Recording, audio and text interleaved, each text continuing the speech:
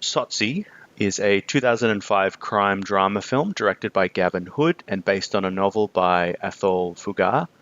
The film follows a teenager named Tsotsi, which means thug, who lives in a Johannesburg slum and leads a violent street gang. One day, Tsotsi shoots a woman and steals her car, only to discover a baby in the back seat. Rather than abandoning the child, Tsotsi takes it home and cares for it. The film is very well made, and I found myself riveted throughout. The main actor, Presley Chayenayaga, conveys an amazing sense of menace and vulnerability.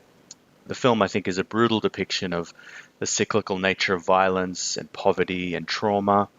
However, I also think it's fundamentally the story of a person rediscovering and reclaiming their humanity, or at least a part of their humanity, which I found intensely moving and hopeful.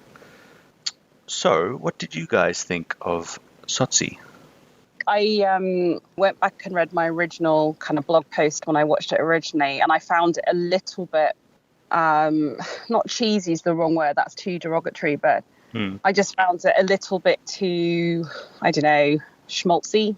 But I thought it was safe because I thought the lead performance was so strong, and I think from memory it won a lot of awards, didn't it? So I think it's an incredibly strong lead performance and is worth watching for that. But I watched it again and I thought, oh, it's still not gripping me in the way that maybe it should. But that's just my take. Yeah, and a few critics have said that, like, you have to kind of believe that this hardened, violent criminal is suddenly reformed by interacting with a baby.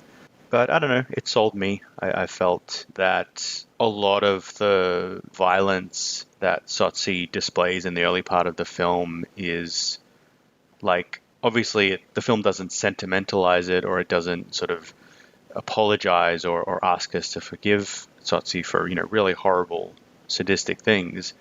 But to me, it always felt like sort of a performance, or like something he'd been forced to absorb from the world around him. Like it was kind of like, hunt or be hunted. And, this is how you maintain respect. This is, and very much a sort of a defense mechanism against looking back onto his childhood. Like that, there's a key scene at the beginning of the film where after they've killed someone and one of the gang members is questioning Tsotsi, who are you? Do you have any decency? Who's your mother? Who's your father? And Tsotsi just lashes out and beats the man really brutally. To me, that was like protesting too much. Like, obviously he was already this deep conflict in himself where he knew what he was doing was wrong, or he knew it didn't feel right. And the baby was kind of something that helped break that circuit and make him kind of reflect on who he was, and through seeing someone utterly vulnerable, reminded of himself as a child, or seeing someone who actually needed him, just kind of broke him out of that mold a bit. So I don't know, it sold me, and I think a lot of that is the performance.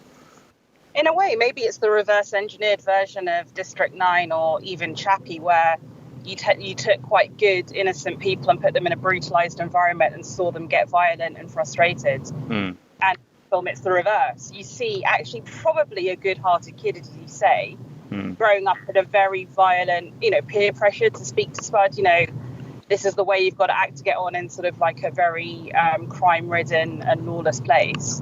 And rediscover, like, you peel it back and rediscover his humanity through, in this case, finding a baby. In Vickers van der Merwe's case, I don't know. But yeah, I mean, I think there's a common theme there, isn't there, about environment versus inner humanity. Yeah, and like a deep sense of like self-hatred and like hating each other. And there's the other interaction he has with the old man in the wheelchair, and sort of mocking him and saying, like, why do you go on when you live like a dog? Like, just hates the fact that this poor old man is so vulnerable and so living so hard. Just hates that because it obviously reflects something about himself, or some vulnerability he feels in himself, or maybe that's just my reading anyway. But I also think, like, the original book, I think, was written during apartheid, and this was meant to be a slum that was sort of segregated from the rest of Johannesburg because it was majority black, or because it was all black people.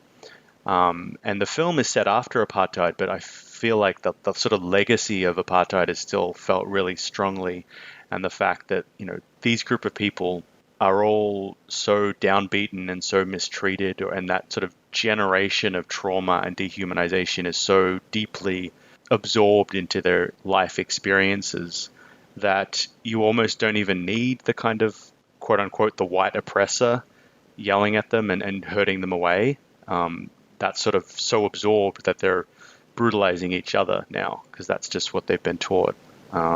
But there's sort of like economic aspects, I think, like you see the sort of the poor characters and the rich characters. So that's kind of the new apartheid possibly presented by the film. But I don't know. I just got a deep sense of, just generational trauma, like this kind of taught helplessness and this taught sense of like violence as the only way of surviving and asserting some kind of agency over your life.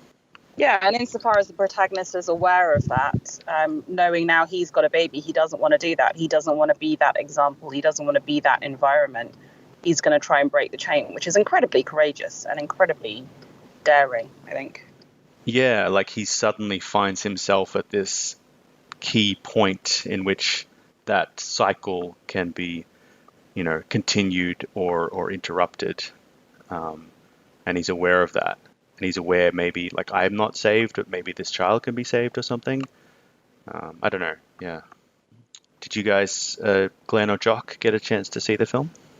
One vivid memory I have was the contrast of, like, the beautiful buildings compared to, like, the not beautiful buildings and the class disparity there within the... and how visually appealing one was compared to the other. What did you think of the scenes with the mother, who he sort of initially forces to breastfeed the child, and then she sort of takes care of it more willingly, and he's sort of less brutal towards her?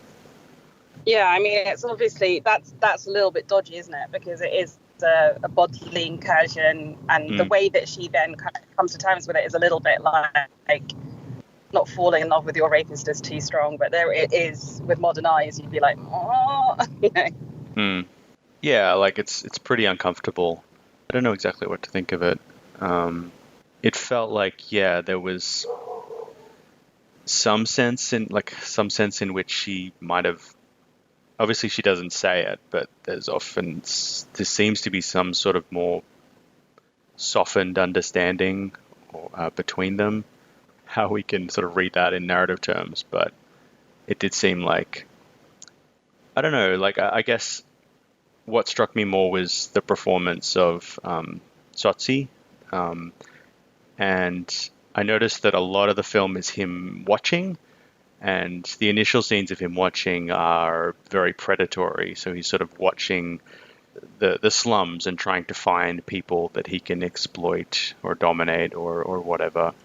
But these scenes in the house with the breastfeeding lady also involved a lot of watching, but it felt like his eyes kind of softened as he was watching her. Like there's that predatory gaze sort of softened, and it seemed more, I don't know, curious and some kind of humanity or compassion or gratitude sort of returned to his eyes through those experiences, sort of wordless experiences. Very, I guess, prelingual experiences, because it's kind of like the association with, childhood and mother's milk and the cot, and, I guess flashing back to the fact that we're all innocent as children. The only other thing I thought was, like, I got kind of strong Christian vibes from the film. And apparently the book, there's a bigger subplot about him interacting with a priest and sort of converting to Christianity a little bit, or sort of trying to get in touch with that.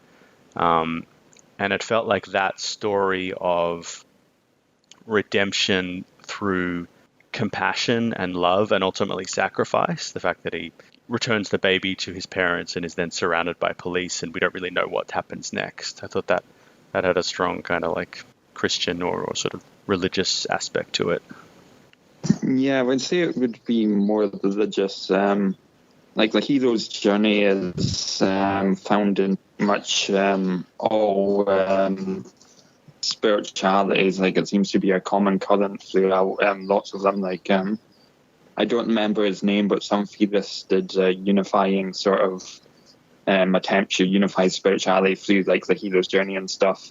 And that where Dan Harmon, the author of Community, created a structuralized version of the hero's journey and is like based on the spiritual thinker's work, but I don't remember who the thinker was. Okay, because Joseph Campbell, I think, was the hero's journey guy, but this might be another person you're talking about. Yeah, it might be, yeah. Yeah. Doesn't ring a bell. Interesting.